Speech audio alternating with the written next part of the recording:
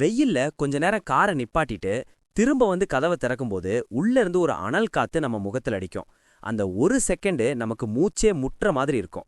ஆனா அந்த அவசரத்துல நாம செய்யற ஒரு விஷயம் நம்ம உடம்புக்கு எவ்வளவு பெரிய ஆபத்துன்னு உங்களுக்கு தெரியுமா? ஏறின உடனே ஏசி ஆன் பண்றது மட்டும் தீர்வல்ல. அதுக்கும் மேல இங்க ஒரு விஷயம் இருக்கு. வெப்பம் அதிகமாகும்போது காரோட இன்டீரியர்ல இருக்கிற பிளாஸ்டிக், டேஷ்போர்டு மற்றும் லெதர் பாகங்கள்ல இருந்து பென்சீன் அப்படிங்கிற ஒரு நச்சு வாயு வெளிப்படும். இது ஒரு சைலண்ட் கில்லர். ஒரு சாதாரண கார் நிழல்ல நிப்பாட்டப்பட்டிருந்தாலே அதில் 400 முதல் 800 மில்லிகிராம் பென்சீன் இருக்கும்.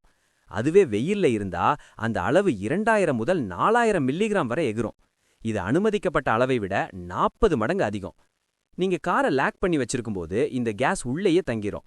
ஏறின உடனே ஜன்னலை மூடிக்கிட்டு ஏசிய போட்டீங்கன்னா அந்த நச்சுவாயுவை நீங்க நேரடியா சுவாசிக்கிறீங்க. இது கல்லீரல் பாதிப்பு மற்றும் எலும்பு சம்பந்தப்பட்ட நோய்களை உண்டாக்கும்.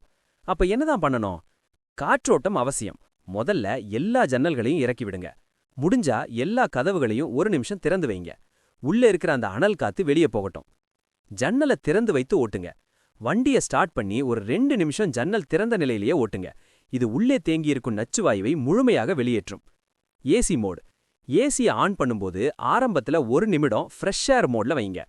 உள்ள இருக்கிற கெட்ட காத்து போனதுக்கு அப்புறம் ஜன்னலை ஏத்திட்டு ரீசர்க்குலேஷன் மோடுக்கு மாட்டுங்க. உடனடி வேகம் வேண்டாம். எடுத்த உடனே ஏசிய ஃபுல் பிளாஸ்ட் வேகத்துல வைக்காதீங்க. இது என்ஜினுக்கும் கம்ப்ரஸருக்கும் தேவையற்ற அழுத்தத்தை கொடுக்கும். தவிர்க்க சில வழிகள். முடிஞ்ச வரைக்கும் காரை நிழல்ல நிப்பாட்ட பாருங்க. நிழல் இல்லையா? முன்பக்க கண்ணாடிக்கு விண்ட்ஷீல்ட் கவர் பயன்படுத்துங்க. இது உட்புற வெப்பத்தை 60% வரை குறைக்கும். கார் ஜன்னல்களை லேசாக 1 சென்டிமீட்டர் அளவு இறக்கி வைப்பது காற்றோட்டத்திற்கு உதவும்.